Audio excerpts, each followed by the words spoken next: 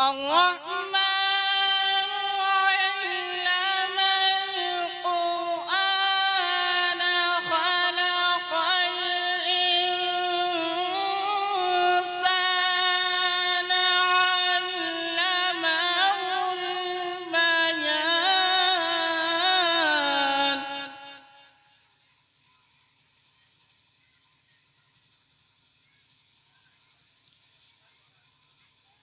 الشمس والقمر بحسبان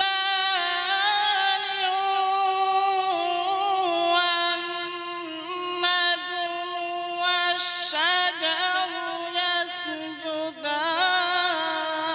يسجدان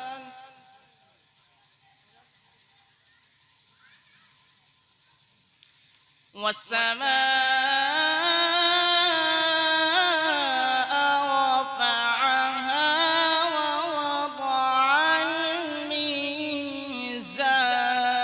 الميزان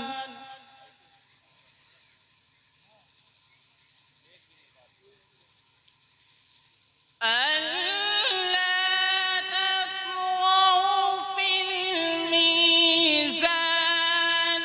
وأقيموا الوزن بالقسط ولا تخسروا الميزان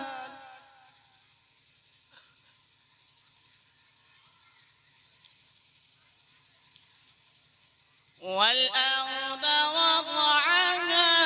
للأنام فيها فاكهة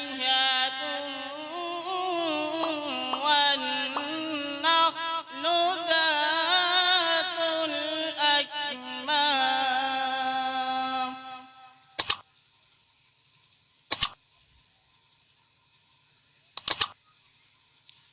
والحب ذو العصف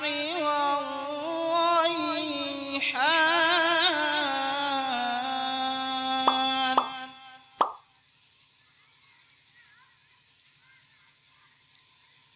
والحب ذو العصف والريحان فبأي